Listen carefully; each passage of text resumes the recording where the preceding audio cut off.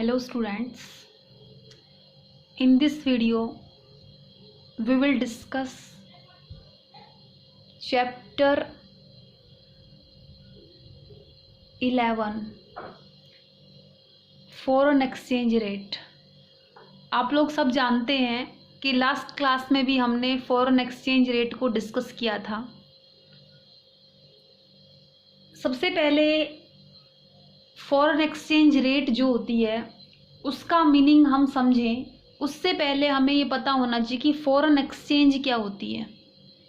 ठीक है, तो फॉरेन एक्सचेंज क्या होती है? देखो, foreign exchange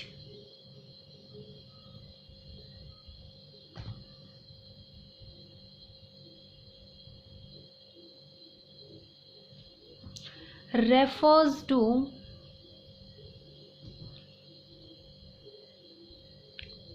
all currencies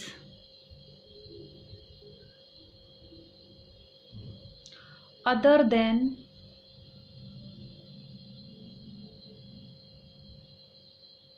the domestic currency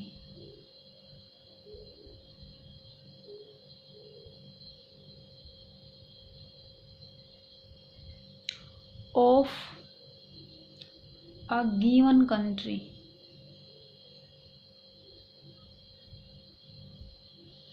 जिस भी कंट्री के को लेके हम बात कर रहे हैं उसकी जो करेंसी होती है वो होती है domestic currency. For example we are Indian और हम जो है, हमारी कंट्री इंडिया है और हमारी जो डोमेस्टिक करेंसी है वो है रुपीज़। इंडियन रुपीज़ हमारी डोमेस्टिक करेंसी है। तो हमारी करेंसी को छोड़ के जितनी भी करेंसी हैं those all are foreign exchange for India. Okay, जैसे हमने ये कहा कि यूएस जो है, यूनाइटेड स्टेट, उसकी करेंसी है डॉलर। ऐसे ही ब्रिटेन जो है, ब्रिटिश जो है, उसकी करेंसी है पाउंड। साइन इस तरीके से कुछ होता है, ई करके। ठीक है, और कुवैत की जो है वो कुवैती दिनार। इस तरीके से जापान की येन है। ठीक है, तो अलग अलग देशों की अलग अलग करेंसी हैं। तो हमारे देश की जो डोमेस्टिक करेंसी है उसको छोड़ के सब करेंसी हमारे लिए फॉरेन एक्सचेंज है। After that foreign exchange rate क्या होती है और हमें ये क्यों पढ़नी है? फॉरेन एक्सचेंज रेट को सबसे पहले हम समझते हैं। Foreign exchange rate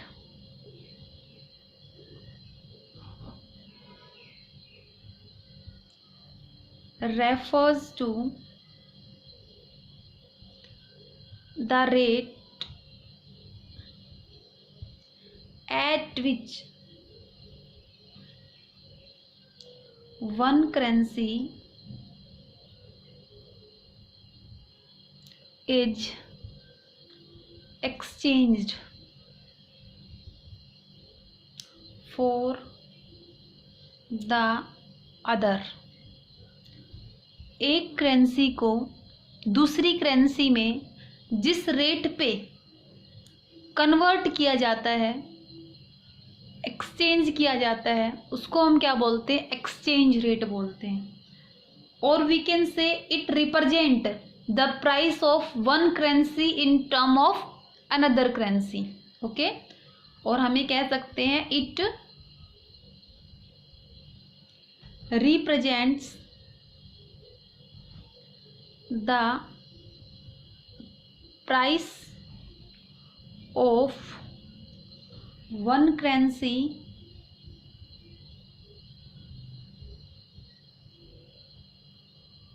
in terms of another currency। For example, हम ये कहें कि डॉलर जो है, $1 can be exchanged for ₹70। Okay, तो ये क्या हो गया, डॉलर जो है, $1 जो है वो रुपीज़ में किस रेट पे एक्सचेंज होगा, और जो रुपी है, अगर हम रुपी का देखें तो हम क्या कहेंगे, 1 रुपी का निकालेंगे तो कैसे डेराइव करेंगे, 1/70 और वी कैन से $0.143। इस तरीके से हम क्या करते हैं, आपस में दो करेंसीज को कन्वर्ट करते हैं। रुपी को डॉलर में कन्वर्ट कर सकते हैं और डॉलर को रुपी में कन्वर्ट करते हैं। ये हम क्यों करते हैं, सबसे पहले हमें ये समझना है बेटा। हमने जो है सबसे पहले हमने पढ़ा था मनी, और मनी के बाद में हमने बैंकिंग सिस्टम को पढ़ा था। तो जो मनी थी वो हमारी डोमेस्टिक करेंसी थी। डोमेस्टिक करेंसी जो है वो हम अगर अपने देश की डोमेस्टिक टेरिटरी में अगर ट्रेड करते हैं तो जो हम ट्रांजैक्शंस करेंगे, जो हम एक्सचेंजेस करेंगे, वो हम डोमेस्टिक करेंसी में करेंगे। लेकिन टाइम के साथ साथ और भगवान ने जो है वो रिसोर्सेज का अनइक्वल डिस्ट्रीब्यूशन किया है, इस वजह से जो कंट्रीज़ हैं वो एक दूसरे के ऊपर डिपेंड है। इस वजह से इंपोर्ट एक्सपोर्ट करना पड़ता है। जब हम इंपोर्ट एक्सपोर्ट करते हैं तो जो हमारी डोमेस्टिक करेंसी है वो इंटरनेशनली एक्सेप्ट नहीं होती। कुछ देशों में एक्सेप्ट हो सकती है, लेकिन सब देश जो है वो, फॉर एग्ज़ाम्पल अगर मैं इंडिया से हूँ और मैं अमेरिका से जो है वो कोई चीज़ इंपोर्ट करना चाहती हूँ, तो अगर मैं इंपोर्ट करना चाहती हूँ तो ये ज़रूरी नहीं है कि जो अमेरिकन जो ट्रेडर है वो इंडियन रुपी को एक्सेप्ट करे। तो इसके लिए जो है हमें क्या करना पड़ता है, एक्सचेंज रेट को जानना पड़ता है कि किस तरीके से हम जो अलग अलग करेंसीज हैं उनको हम किस तरीके से एक दूसरे में कन्वर्ट कर सकते हैं। ठीक है, तो हम ये कहेंगे कि all currencies, all countries have their own currencies which are easily acceptable within their respective territories। अपनी जो टेरिटरी है उसमें ईजिली इंडियन रुपी को एक्सेप्ट किया जाएगा। अगर हम बात करें अमेरिका की तो अमेरिका में $US को एक्सेप्ट किया जाएगा। इंग्लैंड की अगर बात करें तो पौंड को एक्सेप्ट किया जाएगा। However currency of one country is generally not accepted in some other country. लेकिन एक देश की करेंसी जो है वो जर्नली एक्सेप्ट नहीं होती दूसरे देश की करेंसी, दूसरे देशों के लोगों के द्वारा। In case of an international payment, currency of one country has to be converted into the currency of another country because every country wants the payment in its own currency. क्योंकि जो भी देश होते हैं वो सब यही चाहते हैं कि जो पेमेंट हो वो हमारी डोमेस्टिक करेंसी में की जाए। ठीक है, तो इसलिए क्या होता है बेटा, हमें फॉरेन एक्सचेंज को पढ़ना पड़ता है। ठीक है, तो फॉरेन एक्सचेंज को हमने पढ़ा कि फॉरेन एक्सचेंज क्या होती है। Foreign exchange refers to all currency other than the domestic currency of a given country. Foreign exchange rate क्या होती है, foreign exchange rate refers to the rate at which one currency is exchange for other. ये जो है बहुत छोटी सी बात थी और इस सब बातों के बारे में आपको पहले भी थोड़ा बहुत पता होगा, क्योंकि जब आपने इंपोर्ट एक्सपोर्ट प्रोसीजर को पढ़ा था बिजनेस स्टडी में तो आप लोगों ने देखा था कि आप उसमें एक पॉइंट पढ़ा था आपने, fixing foreign exchange rate, obtain foreign exchange rate. तो ये सब आप लोग सब वाकिफ़ हो। इस चैप्टर में जो सबसे इम्पोर्टेंट जो है वो है हमारा, जहाँ से क्वेश्चंस बनते हैं, जहाँ से आपका एक टॉपिक जो है वो इम्पोर्टेंट इशू में कन्वर्ट होता है, वो है आपका बेटा types of foreign exchange rate.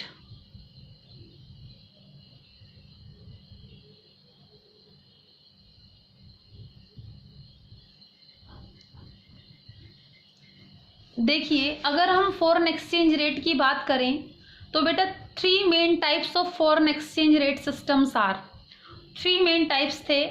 First one is fixed exchange rate system.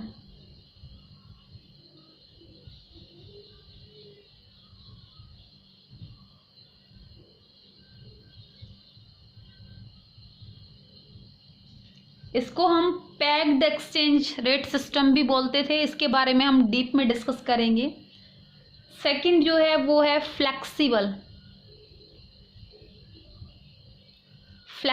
Exchange rate system.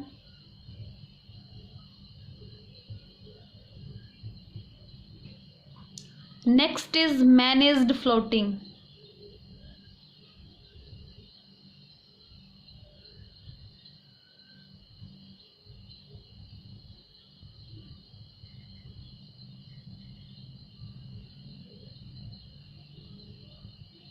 ये मेनली बेटा हमें तीन एक्सचेंज रेट सिस्टम को पढ़ना है. तो सबसे पहले जो है हम पढ़ते हैं फिक्स्ड एक्सचेंज रेट सिस्टम को. In fixed exchange rate system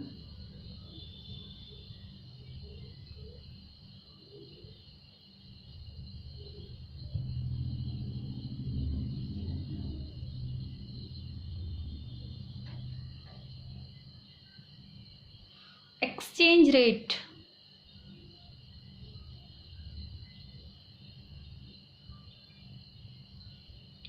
of a country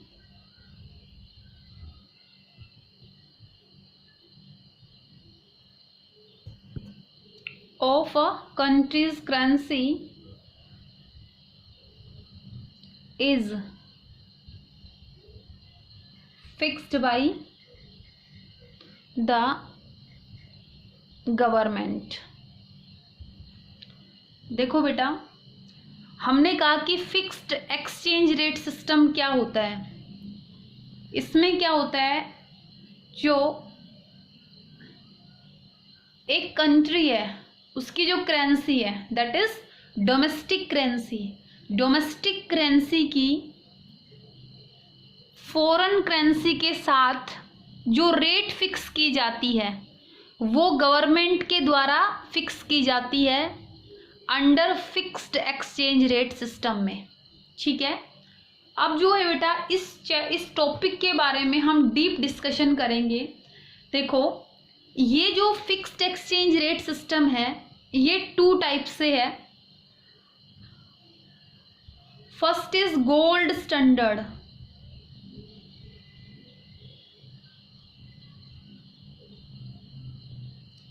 and second is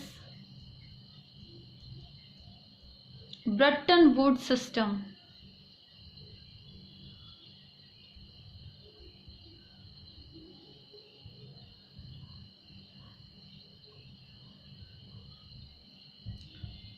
जो आपका गोल्ड स्टैंडर्ड है ये जो है in earlier times exchange rate of all major countries were fixed according to gold standard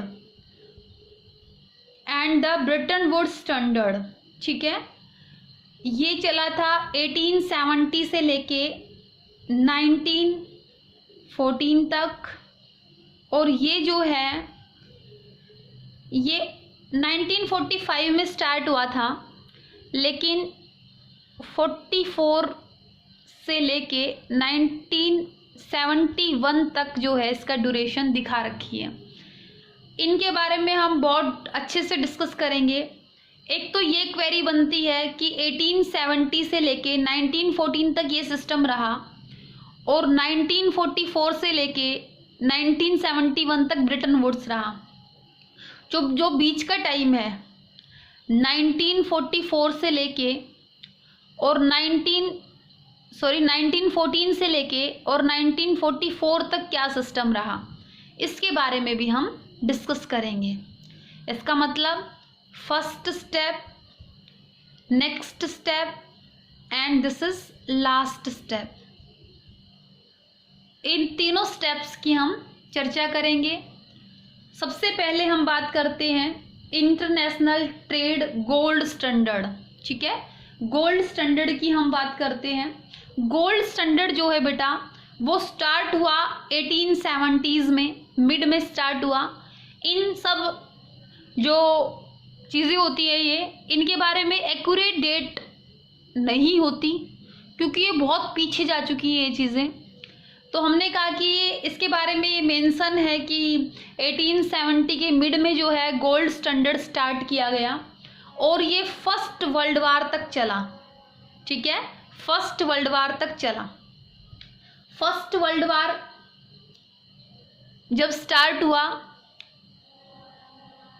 उसके बाद में जो है ये धीरे धीरे फेल हो गया। अब ये क्यों फेल हुआ इसके बारे में बात करते हैं। हालांकि बहुत कोशिश की गई कि वर्ल्ड वार के ड्यूरिंग और आफ्टर फर्स्ट वर्ल्ड वॉर इसको रिवाइव करने की कोशिश की गई, लेकिन ये पॉसिबल नहीं हो पाया, इसको कंप्लीटली अप्लाई नहीं हो पाया गोल्ड स्टैंडर्ड। उसके बाद में जो है ब्रिटेन वुड्स में यूएसए में कॉन्फ्रेंस हुई, 44 कंट्रीज़ वहाँ पे इकट्ठी हुई और फिर जो है ब्रिटेन वुड्स सिस्टम को अप्लाई किया गया। ये जो सिस्टम था इसको हम गोल्ड स्टैंडर्ड नहीं कह सकते क्योंकि ये 2 टायर सिस्टम था, इसलिए इसको हम बोलेंगे गोल्ड एक्सचेंज सिस्टम बोलेंगे इसको। ठीक है, तो अगर हम गोल्ड स्टैंडर्ड की बात करें तो आपको पता है कि अगर हम बात करें मनी की, सबसे पहले हम बात करें डोमेस्टिक करेंसी की। इंडियन रुपी जो है वो हमारी डोमेस्टिक करेंसी है। मनी कौन बनाता है? जब हमने मनी को पढ़ा था तो हमने कहा था कि जर्नल एक्सेप्टेबिलिटी वाली फीचर होती है मनी में। मीन्स मनी जो है वो हर जगह पे एक्सेप्ट की जाएगी। ठीक है, तो क्या था, सबसे पहले जो है आपने इवोल्यूशन को पढ़ा कि स्टार्टिंग में जो बार्टर सिस्टम था, after that metallic money I, उसके बाद में पेपर करेंसी आई। तो पेपर करेंसी जो है उसकी इंट्रिंसिक वैल्यू जो है वो 0 है, इंट्रिंसिक वैल्यू 0 है, लेकिन हमें ये पता है कि वो पेमेंट में एक्सेप्ट की जाएगी ऑल ओवर कंट्री। इसका मतलब उसमें एक जर्नल एक्सेप्टेबिलिटी है। ठीक है, लेकिन डोमेस्टिक करेंसी जो है वो वर्ल्ड लेवल पे एक्सेप्ट नहीं की जाएगी। तो वर्ल्ड लेवल पे एक्सेप्ट नहीं की जाएगी तो इसका मतलब जब हम इंटरनेशनल ट्रेड करेंगे, अगर हम इंडिया जो है वो यूएस के साथ ट्रेड करेगा तो क्या रुपी को एक्सेप्ट किया जाएगा? हालांकि नेपाल भूटान में रुपी को एक्सेप्ट किया जाता है, लेकिन रुपी को यूएस एक्सेप्ट नहीं करता। तो ये क्यों एक्सेप्ट नहीं किया जाता? डॉलर जो है वो ज़्यादा कंट्रीज़ के द्वारा एक्सेप्ट क्यों किया जाता था? तो ये जो है जैसे हमने पढ़ा था मनी का इवोल्यूशन पढ़ा था, सेम ऐसे ही हमें एक्सचेंज रेट का इवोल्यूशन भी पढ़ना पड़ेगा। तो क्या था, जो पेपर करेंसी जो है वो सबसे पहले जो है पेपर करेंसी जो है वो 1840s में आई थी।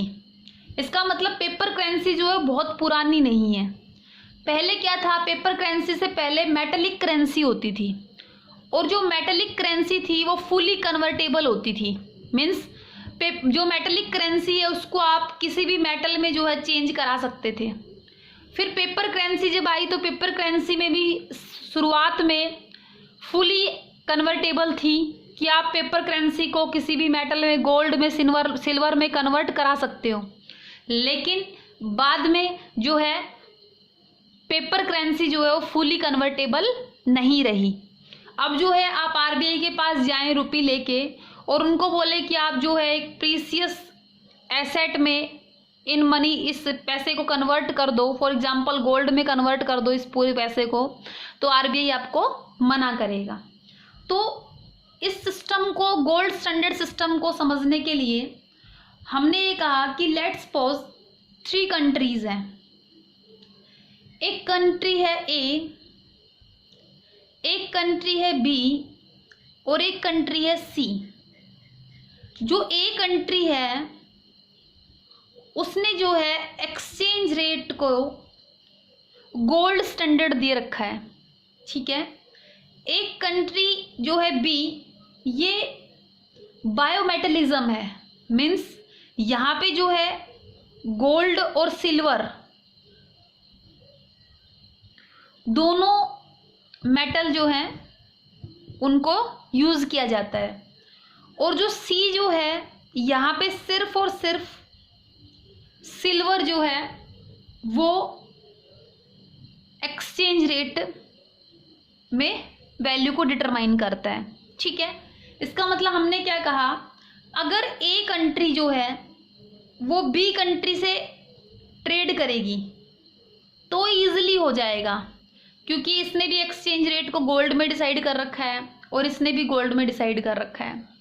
अब जो सी जो है अगर वो बी से ट्रेड करेगी तो भी आसानी से ट्रेड हो जाएगा, लेकिन जब ए सी से ट्रेड करेगी तो डिफ़िकल्टी आएगी। इसका मतलब क्या हुआ, क्योंकि यहाँ पे जो है गोल्ड है स्टैंडर्ड और यहाँ पे जो है स्टैंडर्ड सिल्वर है, तो इसका मतलब इन दोनों कंट्रीज़ के बीच में अगर ट्रेड सेटल होगा तो क्या होगा, इनको उन कंट्रीज़ का सहारा लेना पड़ेगा जो बायोमेटलिज्म है, जिनके यहाँ पे 2 मेटल्स हैं। ठीक है, तो क्या होगा, ये जो कंट्री जो है बी कंट्री, इसका सहारा इनको लेना पड़ेगा।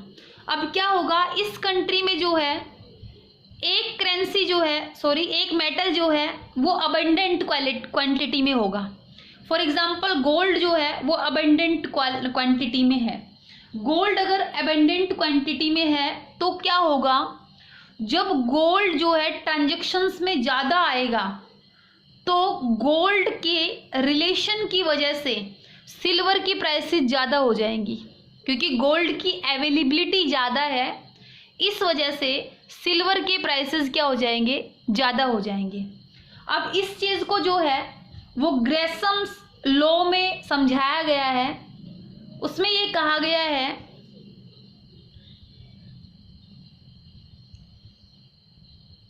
ग्रेसम्स लॉ जो था इज अ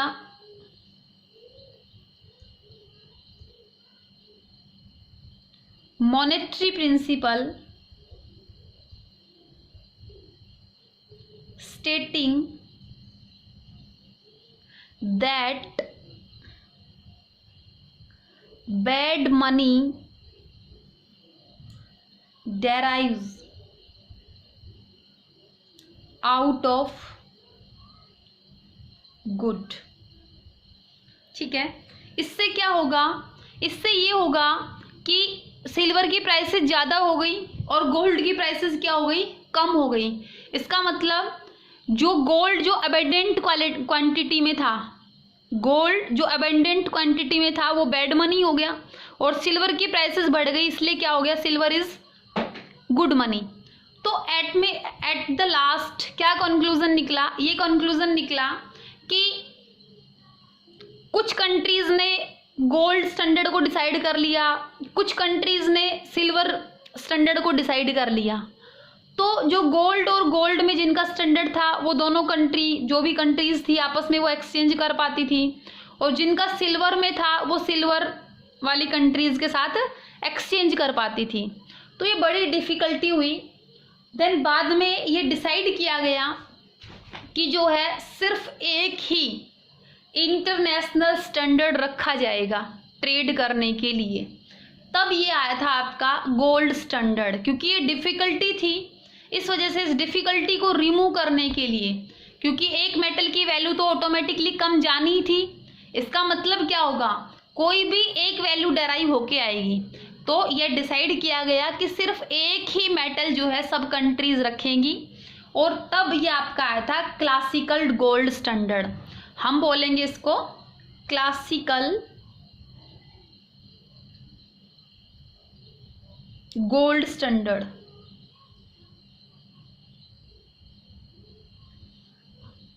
अभी जो क्लासिकल गोल्ड स्टैंडर्ड था इसमें जो है 3 कंडीशंस अप्लाई की गई।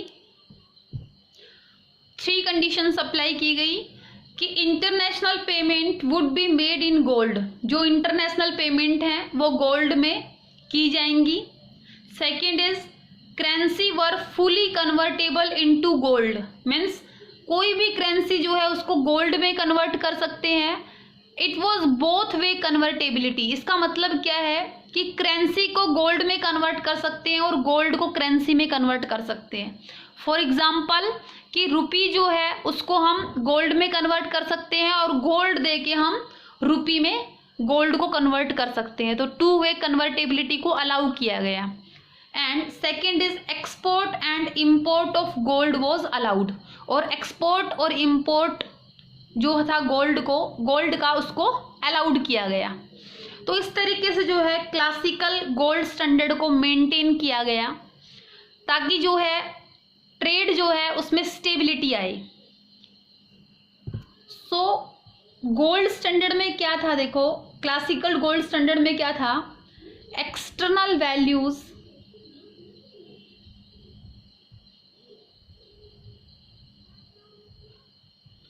of all currencies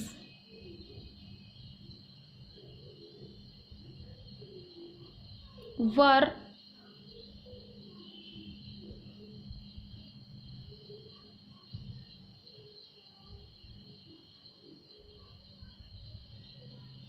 maintained by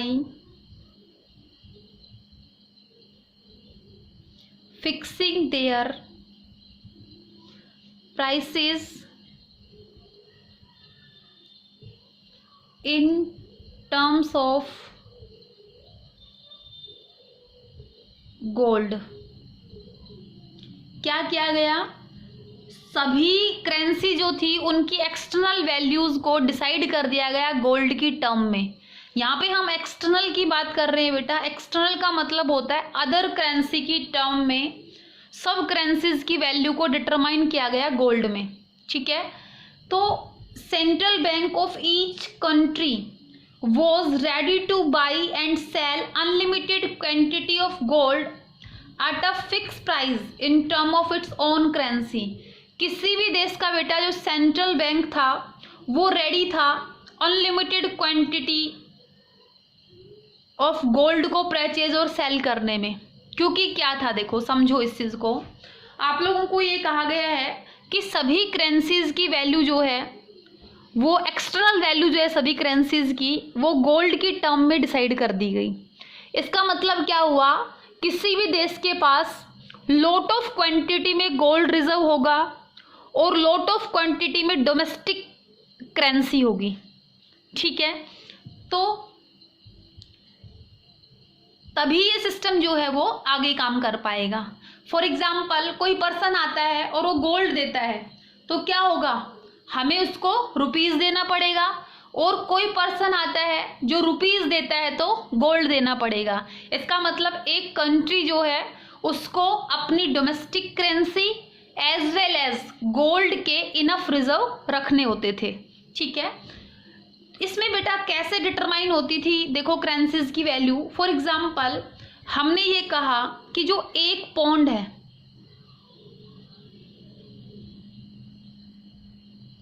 एक पौंड जो है उसकी वैल्यू डिटरमाइन की गई गोल्ड में कि एक पौंड में जो है वो 5 ग्राम गोल्ड आएगा। फॉर एग्जाम्पल 5 ग्राम गोल्ड आएगा, ठीक है। अगर एक पौंड दिया जाएगा तो उसके बदले में 5 ग्राम गोल्ड उसको दिया जाएगा, ठीक है। और वी कैन से कि जो गोल्ड है, गोल्ड जो है अगर पौंड आपको चाहिए तो पौंड जो है उसकी कन्वर्टेबिलिटी वैल्यू जो रहेगी गोल्ड की टर्म में वो 5 ग्राम रहेगी, ठीक है। आफ्टर दैट डॉलर की जो 1 डॉलर की जो वैल्यू थी वो थी 2 ग्राम, ठीक है। तो क्या होता था, जैसे कि एक पौंड की वैल्यू हो गई 5 ग्राम और 1 डॉलर की वैल्यू हो गई 2 ग्राम, ठीक है। तो इसका मतलब क्या हुआ कि अगर 1 पौंड चाहिए, अगर पौंड को कन्वर्ट करना है डॉलर में, या फिर डॉलर वालों को पौंड चाहिए, तो वो क्या करेंगे, $2.5 देंगे तब जाके वो 1 पौंड ले पाएंगे। इस तरीके से जो है सभी करेंसी को डिटरमाइन किया गया था उनकी वैल्यू को गोल्ड में। इस तरीके से जो है एक्सचेंज सिस्टम काम करता था। तो आप लोगों को ये कहा गया कि जो क्लासिकल गोल्ड स्टैंडर्ड है उसको मेंटेन करने के लिए किसी भी कंट्री के पास गोल्ड रिजर्व जो हैं वो भी होने चाहिए, as well as money supply जो है डोमेस्टिक करेंसी की वो भी प्रॉपरली होनी चाहिए। ठीक है, अगर एक कंट्री में गोल्ड रिजर्व बढ़ते हैं तो मनी सप्लाई भी बढ़ती है। ठीक है, गोल्ड रिजर्व अगर बढ़ेंगे तो मनी सप्लाई भी बढ़ेगी।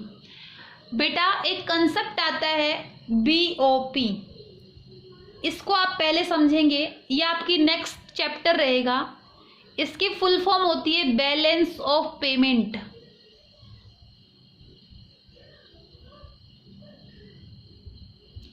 ये एक ऐसा अकाउंट होता है जिसमें किसी भी कंट्री के inflow and outflow with the other country record किए जाते हैं।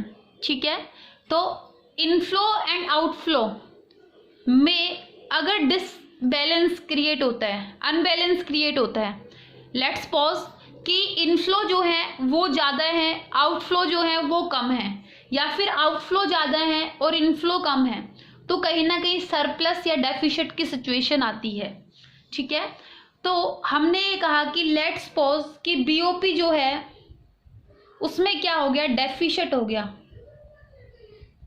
डेफिसिट का मतलब our outflows are greater than our inflows. हमने क्या किया, आउटफ्लो जो था हमारी करेंसी का वो ज़्यादा हो गया और हमारे पास जो इनफ्लो आया वो क्या आया, कम आया। ठीक है, तो आउटफ्लो ज़्यादा होने से और इनफ्लो कम होने से बीओपी में जो है डेफिसिट क्रिएट हो गया। ठीक है, तो जो गोल्ड रिजर्व सिस्टम था उसके अंदर ऑटो करेक्शन इनहेरिएंट मैकेनिज्म था। इसका मतलब क्या होता था, जब भी बीओपी में सरप्लस या डेफिसिट की सिचुएशन होती थी तो जो गोल्ड रिजर्व सिस्टम था उसके थ्रू ऑटोमेटिकली ये सिचुएशन ठीक हो जाती थी। फॉर एग्जाम्पल, आउटफ्लो अगर ज़्यादा है और इनफ्लो अगर कम है, इसका मतलब क्या हुआ कि एक्सपोर्ट जो थे वो कम थे और इंपोर्ट जो थे वो ज़्यादा थे। क्योंकि अगर एक्सपोर्ट करते हैं तो पैसा आता है और अगर इंपोर्ट करते हैं तो पैसा जाता है। ठीक है, तो हमारे एक्सपोर्ट कम थे और इंपोर्ट ज़्यादा थे। इस वजह से क्या हुआ, इंपोर्ट ज़्यादा होने की वजह से गोल्ड का जो फ्लो था वो क्या हो गया, कंट्री में कम हो गया।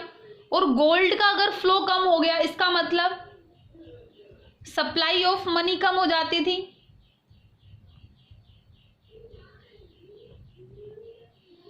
सप्लाई ऑफ मनी कम होने की वजह से क्या होता था, जो डोमेस्टिक प्राइसेस थी गुड्स एंड सर्विसेज की वो कम हो जाती थी और प्राइसेस कम होने की वजह से जो इन्फ्लेशन होता था वो कम हो जाता था।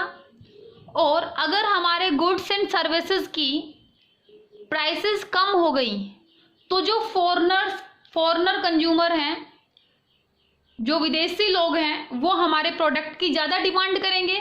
इसका मतलब हमारे एक्सपोर्ट बढ़ जाते थे। तो ऑटोमेटिकली क्या होता था, इंपोर्ट और एक्सपोर्ट और we can say outflow and inflow जो होते थे वो इक्वल हो जाते थे। ठीक है, तो इस सिचुएशन को कहते हैं ऑटो करेक्शन इनहेरिएंट मैकेनिज्म। ये इस सिस्टम की क्वालिटी थी कि ये क्या करता था, ऑटोमेटिकली बीओपी को जो है वो इक्विलिब्रियम पे ला देता था। तो हम कहेंगे इस सिचुएशन में the equilibrium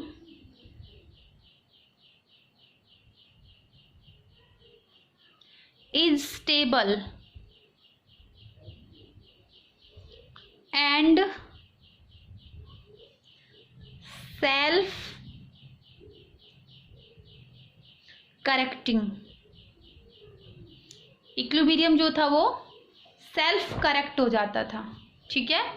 it means long term में जो है वो डेफिशिएंट और सरप्लस नहीं होता था। शॉर्ट टर्म में ऐसा हो सकता था कि बीओपी में डेफिशिएंट और सरप्लस हो जाए।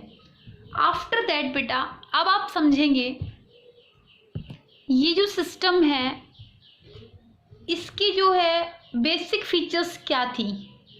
सबसे पहले तो ये था the basic purpose of adopting this system is to ensure stability in foreign trade and capital movement. सबसे पहले तो यही टारगेट था कि ट्रेड में स्टेबिलिटी आए और कैपिटल मूवमेंट जो है उनमें भी स्टेबिलिटी आए, ठीक है। सब जगह पे जो है वो एक ही स्टैंडर्ड फिक्स कर दिया गया। आफ्टर दैट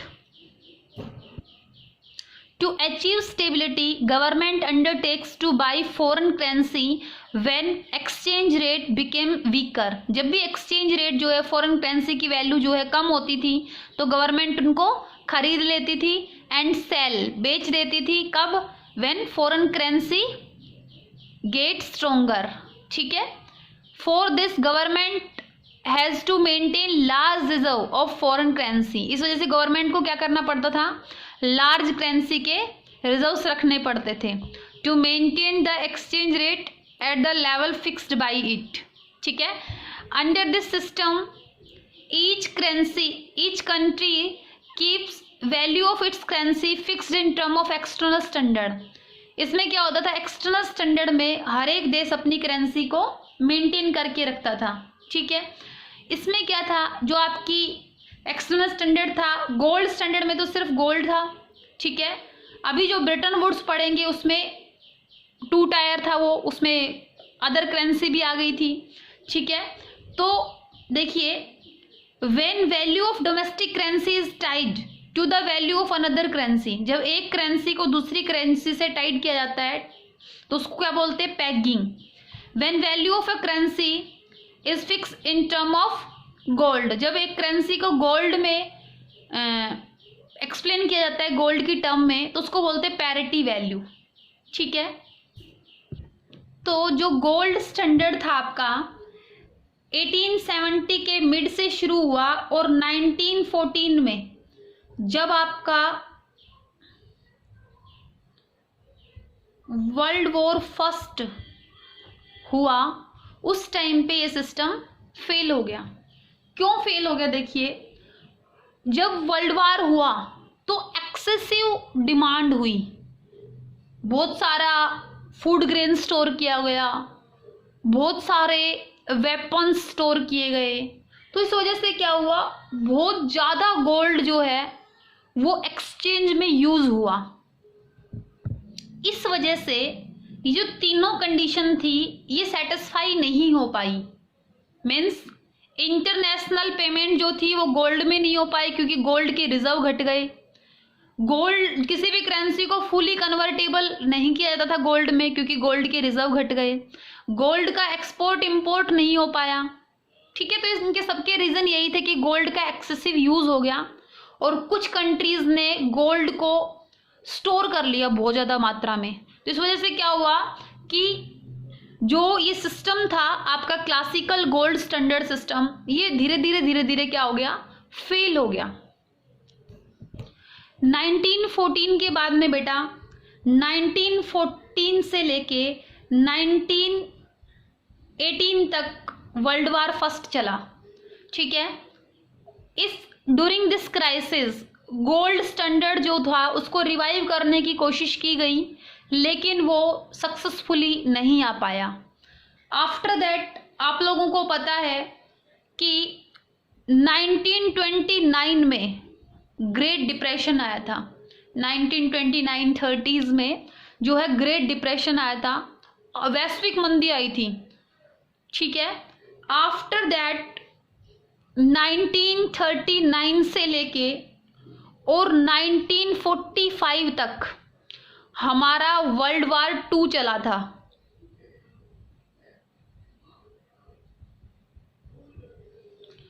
तो ये जो दौर था, जो हमारा गोल्ड स्टैंडर्ड था वो यहाँ पे कोलैप्स हो गया। उसके बाद में वर्ल्ड वार 1 आ गया, फिर आपका ग्रेट डिप्रेशन हो गया, आफ्टर दैट वर्ल्ड वार 2 आ गया।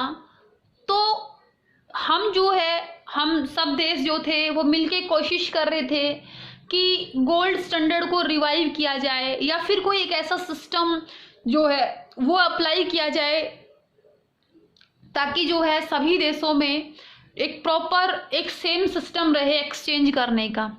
लेकिन उस सिस्टम को रिवाइव करना बहुत ही डिफिकल्ट था। इस वजह से ये कहा गया है during 1914 to 45 there was no mention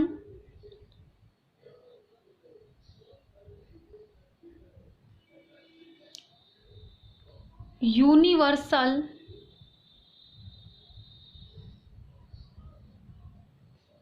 system, but this period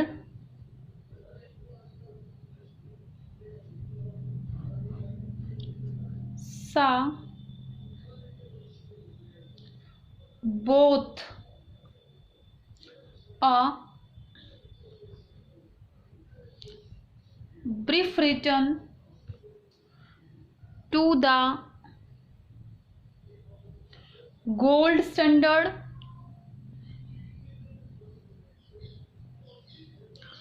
and a period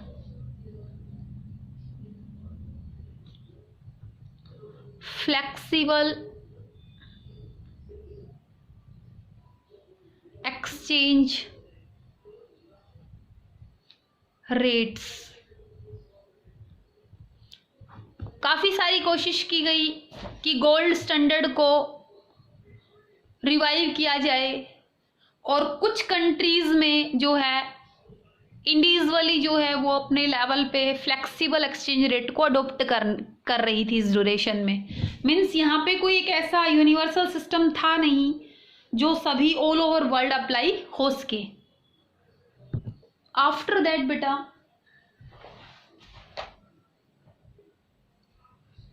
1944 में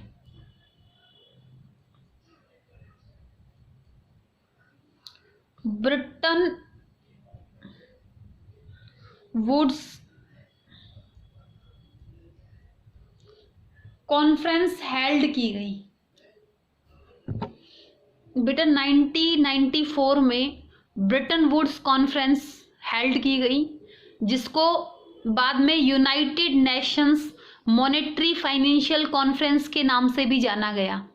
ये हेल्ड की गई थी बेटा यूएसए में ब्रिटेन वुड्स में, ठीक है, 1944 में। ठीक है, जब ये कॉन्फ्रेंस की गई तो 2 इंटरनेशनल इंस्टीट्यूट्स का एस्टेब्लिशमेंट किया गया।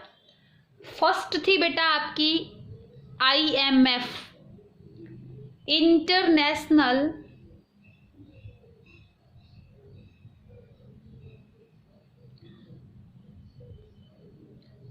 मॉनेटरी फंड, एंड सेकंड थी आपकी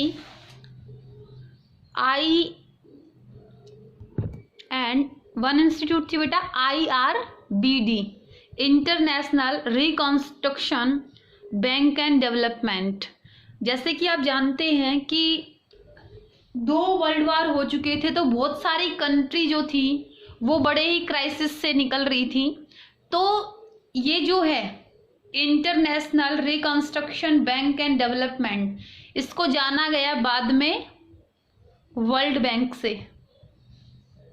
इसका काम यही था कि ये क्या करेगा, जो भी कंट्री जो हैं जिनको फाइनेंशियल हेल्प चाहिए उनको लॉन्ग टर्म के लिए लोन देगा ताकि वो जो है अपने इस क्राइसिस पीरियड से निकल सकें। और जो इंटरनेशनल मॉनेटरी फंड था, इसका काम यही था कि एक्सचेंज रेट जो रहेंगी उनके ऊपर काम करेगा। ठीक है, तो इस तरीके से इस कॉन्फ्रेंस से जो है 2 इंटरनेशनल इंस्टीट्यूट्स को एस्टेब्लिश किया गया, IMF एंड IBRD। अब बेटा इस सिस्टम में क्या था, according to this system a 2 tier system of convertibility was established. इसमें क्या था, 2 टायर सिस्टम को एस्टेब्लिश किया गया, at the centre of which was dollar, और जो सेंटर में जो था वो क्या था, डॉलर था। अब इस चीज़ को आप समझेंगे, इस सिस्टम में क्या था बेटा, US monetary authorities guaranteed to convertibility of dollar into gold at a fix price of $35 per ऑन्स of gold. Means इसको आप समझेंगे कि क्या हुआ, जो आपकी US मॉनेटरी अथॉरिटी थी उसने ये गारंटी दी कि क्या होगा, US मॉनेटरी अथॉरिटी का मतलब यहाँ पे हम IMF की बात कर रहे हैं, ठीक है, इंटरनेशनल मॉनेटरी फंड जो था उसने ये अथॉरिटी दे दी कि जो $35 रहेंगे वो कन्वर्ट होंगे पर ऑन्स। ठीक है, ये ऑन्स जो है बेटा ये क्वांटिटी थी गोल्ड की, ये अप्रोक्स जो है वो 28 ग्राम के लगभग होती है, 28 ग्राम के लगभग होती है। मीन्स मतलब $35 अगर एक्सचेंज किए जाएंगे तो गोल्ड कितना मिलेगा, 28 ग्राम के अप्रोक्स गोल्ड मिलेगा। ठीक है, आफ्टर दैट सेकेंड टायर में क्या था, the second tyre of the system the commitment of monetary authority of each IMF member. जो भी बेटा IMF के मेंबर थे ना, सिर्फ जो IMF के मेंबर थे participating in this system to convert their currency into dollar, वो क्या करेंगे, अपनी करेंसी को डॉलर में कन्वर्ट करेंगे at a fix rate, fix rate थी। Was the latter was called official exchange rate, और इसको क्या बोला गया, ऑफिशियल एक्सचेंज रेट कहा गया। तो आप इसके एक्सप्लेनेशन को समझेंगे, हमने ये कहा कि 1 ounce of gold is converted when $35 is paid। जब $35 दिए जाएंगे तो क्या होगा, 1 ounce ऑफ गोल्ड कन्वर्ट किया जाएगा। ठीक है, तो जैसे फॉर एग्जांपल इंडियन रुपीज है, ठीक है, पौंड है, डॉलर है, सबसे पहले क्या किया जाएगा उनको, सॉरी वो मान लो येन मान लो, ठीक है, इन सबको पहले किस में कन्वर्ट किया जाएगा, डॉलर में कन्वर्ट किया जाएगा। ठीक है, और डॉलर की फिक्स वैल्यू थी गोल्ड में, दैट इज 1 ounce। ठीक है, तो इस तरीके से जो है बेटा इस सिस्टम को 2 टायर सिस्टम किया गया। अब ये आप ये सोचते होंगे कि डॉलर को ही क्यों कहा गया, कि सभी करेंसी को डॉलर में कन्वर्ट करना है, और फिर डॉलर जो है उसकी प्राइसेस जो थी वो गोल्ड में डिटरमाइन थी, ये डॉलर ही क्यों आया यहाँ पे। देखो क्या था बेटा, उस टाइम पे, कब, 1945 में ये सिस्टम अप्लाई हुआ था, 1944 में कॉन्फ्रेंस हुई थी, और 45 में जो है ब्रिटन वुड सिस्टम को इम्प्लीमेंट किया गया था। बेटा उस टाइम पे जो है US जो था उसके पास पूरे वर्ल्ड का 70% ऑफिशियल गोल्ड रिजर्व था उसके पास। ठीक है, almost 70% of official world gold reserve था US के पास। इस वजह से क्या था, इसने ये गारंटी दे दी कि वो क्या कर देगा, अगर सभी करेंसीज को डॉलर से रिलेट कर दिया जाएगा तो US ने ये कह दिया कि वो क्या कर देगा, गोल्ड में कन्वर्टेबिलिटी को अलाउ कर देगा, फुली कन्वर्टेबिलिटी को अलाउ कर देगा। ठीक है, फिर क्या हुआ, धीरे धीरे जैसे ऑल ओवर क्या हुआ, सभी कंट्रीज की करेंसीज को रिलेट किया गया डॉलर से, और फिर डॉलर जो था वो गोल्ड की टर्म में डिसाइड था, तो क्या हुआ, डॉलर जो था वो बहुत ज़्यादा ट्रेड की फॉर्म में यूज़ होने लग गया डॉलर। उस टाइम पे सबसे पावरफुल करेंसी क्या हो गई, डॉलर हो गई। ठीक है, तो धीरे धीरे यूएस के पास क्या होने लग गया, गोल्ड के जो रिजर्व्स थे ना वो कम होने लग गए। अब गोल्ड के रिजर्व्स कम होने लग गए तो प्रॉब्लम हो गई कि फुली कन्वर्टेबिलिटी वो कैसे अलाउ करेंगे कि कोई भी करेंसी आप ले आओ हम उसको फुली गोल्ड में कन्वर्ट कर देंगे या फिर डॉलर में कन्वर्ट कर देंगे। तो उनके पास क्या होने लग गए, जो स्टॉक्स थे गोल्ड के एज वेल एज डॉलर के वो कम होने लग गए। ठीक है, उस वजह से क्या हुआ, फिर दिक्कत आने लग गई। तो बेटा उस टाइम पे जो है 1971 में जो यूएस में जो थे, जो प्रेसिडेंट थे, जो भी वहां पे जो ऑल ओवर जो पूरी एडमिनिस्ट्रेशन जिनके अंडर काम कर रही थी वो नेक्स्ट थे। ठीक है, उन्होंने बेटा एक शॉक दिया, इसको जानते नेक्सन शॉक। मतलब उन्होंने ये डिक्लेयर कर दिया कि जो करेंसीज हैं वो फुली कन्वर्टेबल नहीं होंगी। उन्होंने मना कर दिया, सब देशों को ये मना कर दिया कि उनकी करेंसी जो है वो फुली कन्वर्टेबल नहीं होंगी। आफ्टर दैट क्या हुआ बेटा, 1973 में ऑयल शॉक हो गया। इसमें क्या था, जो इराक, ईरान, कुवैत वगैरह है ना, जिनके यहाँ से तेल बहुत ज़्यादा निकलता है, जो बहुत ज़्यादा लार्ज क्वांटिटी में जो एक्सपोर्ट करती हैं ऑयल का, उन्होंने क्या कह दिया, उनकी लड़ाई हो गई। ठीक है, इनको बोलते हैं यूएई कंट्रीज है ना। तो ये क्या थी, ये ऑयल शॉक हो गई, इन्होंने इनकी लड़ाई हो गई और इन्होंने ना ऑयल को एक्सपोर्ट करने से मना कर दिया। तो ये क्राइसिस हो गया सब कंट्रीज के लिए। आफ्टर दैट, इन सब के होने के बाद में 1976 में बेटा जमाइका कॉन्फ्रेंस हुई।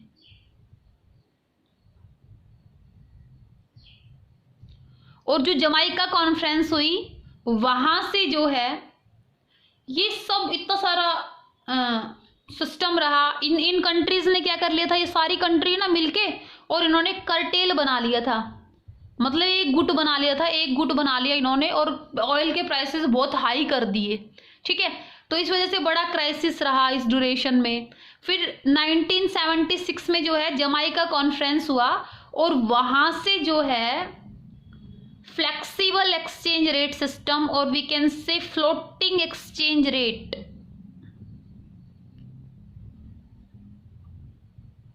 सिस्टम जो है वो निश्चित किया गया, एस्टेब्लिश किया गया।